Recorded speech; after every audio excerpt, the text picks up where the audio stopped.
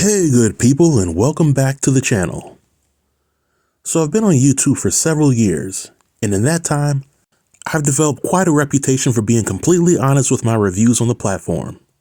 And with that being said, if you haven't seen the movie Married to a Baller Part 2 on Tubi yet, then I highly advise you to treat this movie like a bill collector and avoid it. That's right, good people. If you're looking for good movies on Tubi and you see this picture, then you might want to skip this movie expeditiously. Now I know that I'm coming off a little harsh with my initial thoughts about the movie, but I promise you, if you give me a few moments of your time, I will make a lot of sense. And for those that don't like spoilers, you might want to exit the review right now. So last year, I reviewed the movie Married to a Baller, Part 1. And while the lead actress was very easy on the eyes, and she was thicker than Rotel Dip, the movie's story and the character development seemed like something that a fifth grader could have came up with. In the first movie, we have a baller named Sandino. Sandino is a rich pro athlete who has a bit of a mean streak, and he doesn't hesitate to physically assault anybody that crossed paths with him.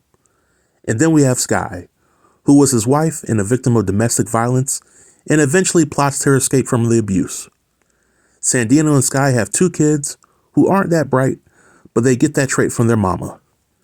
But the bulk of the movie is a game of cat and mouse between Sandino and his family, and essentially turns into the hood version of a Lifetime movie.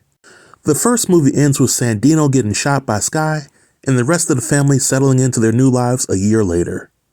So when I initially learned that a Married to a Baller Part 2 was coming out, the million-dollar question that I had was, how in the hell does Sandino fit into the sequel? I mean, the brother committed a slew of crimes, ranging from assault to brandishing a firearm, to strangulation, to attempted kidnapping. The list goes on. In real life, any normal high-profile figure that did what Sandino did in the first movie would have been arrested, imprisoned, fired from their job, and canceled by society. And that is, if they somehow managed to survive getting shot point blank in the chest. So going into this sequel, I assumed that Sandino would have made a full recovery from an injury that should have killed him, and he would have escaped accountability for all the crimes he committed by hiring a high-profile attorney that could have pulled a rabbit out of his hat. Boy, was I wrong. At least half wrong. Which brings me to my issues with the movie Married to a Baller Part 2, and the bulk of these issues revolve around the storytelling. When we first see Sandino in Part 2, he is in a coma at a hospital. There's not a police officer in sight. Sandino is not handcuffed to the bed. He's just there. And there's no explanation as to what happened to him between the events of the first movie and the start of the second. Now, to me, this is significant because it was established that Sandino was a celebrity and he committed a slew of felonies before landing in the hospital for over a year. Surely some type of explanation should have been given about Sandino and why he wasn't held accountable for his actions in the first movie. But while in the hospital, Sandino learns that he no longer has a house, he doesn't have any money, we assume that he no longer has a job, and his family has disappeared. The only person Sandino has that will take him in right away is his baby mama. So technically, Sandino is no longer a baller. But later in the movie, Sandino wakes up from his coma like he was waking up to go to work in the morning. And when Sandino was ready to leave the hospital, he left without any issues. Here's my issue with this. In the real world, anybody who is confined to a bed for over a month would need to partake in some form of physical therapy in order to walk like they normally did before they were bedridden. Sandino was confined to a bed for over a year, which meant that he should have had some extensive physical therapy, which would have taught him how to walk again and regain his motor functioning skills. None of that happened in the movie, and sure, we can say it's just a movie, but the movie could have told a better story without putting Sandino in a hospital for over a year. When a movie creates these type of plot holes, then people like me are going to look at the writers a little sideways. And with Sandino being able to leave the hospital without having to answer for his crimes in the first movie, it seemed a little silly to me. Sandino then moves in with his baby mama, but for some reason, he still wants to reconnect with Sky, while failing to understand why Sky tried to kill him and disappear with their kids. For good reasons, of course. In my opinion, Sandino's motivation to continue to want to stalk Sky made no sense. But moving on from Sandino, I gotta talk about Sky.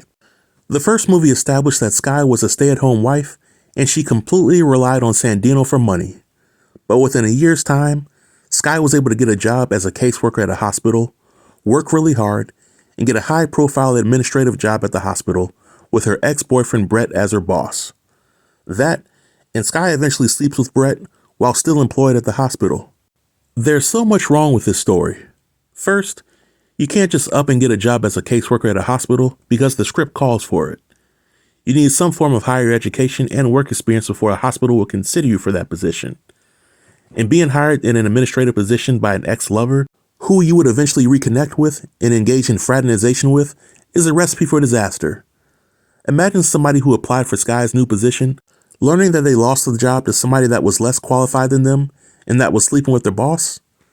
That's a lawsuit waiting to happen, and it's not too smart on the part of Skye or Brett. But hey, it's a movie. Then we gotta talk about the character Jordy, who is Skye's youngest son. At the end of the first movie, Jordy seemed like he had a good head on his shoulders, and he was on the path towards making the right decisions in life. In this movie, Jordy was seen hanging out with the wrong crowd. He now has a weed addiction. He starts selling weed. He gets arrested because he was too dumb to continue hiding while the police was chasing his friends nearby. And he nearly burned the house down in the beginning of the movie because he didn't know how to put out a joint. In my opinion, this movie does not give a reasonable explanation as to why Jordy is a completely different character from the first movie. Furthermore, there was no reason for Jordy to confide in Sandino about how to find Skye after Sandino tried to kidnap Jordy. Prior to this kidnapping attempt, Jordy was angry with Skye for some unknown reason, and Jordy felt that Skye was as bad as Sandino. This is an asinine stance from Jordy, considering that Sandino tormented the family and beat up his mother several times. Jordy knew exactly what Sandino did to Skye, and Jordy not only forgave Sandino, but still wanted the family to be together again. It didn't make any sense. And lastly, I want to talk about the ending of the movie. In the final act, Sandino kidnaps Skye and takes her to an abandoned warehouse. They get into a fight, then Skye gets the upper hand, and there's more of a cat and mouse game. Brett and Skye's kids travel to Skye's location, but they fail to contact the police to get help prior to intervening. Skye ultimately beats the hell out of Sandino and discombobulates him before backup could arrive. The movie ends with a 6-month flash forward, and we get a scene of Brett proposing to Skye. Here are my issues with the ending. 1. We don't know if Sandino lived, died, or if he will finally be held accountable for his actions from both movies if he survived this. 2. Because of this plot hole, it seems like there might be a third movie coming out sometime soon, which will definitely not make any sense to me. And 3, given the issues that Jordy had with Brett, as well as the dysfunctional relationship that Jordy had with Skye, it's beyond belief that everybody would be happy and issue-free within a 6-month period.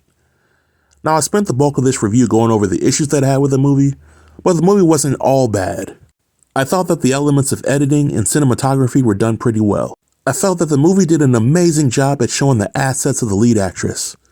And I felt that the movie had the potential to be a pretty decent movie if it had better writing. But this marks the end of the review, and I'd like to know what you all think. Feel free to leave all comments below in the comment section, and I'll be sure to reply to everybody. Until next time, stay tuned and stay safe. Peace.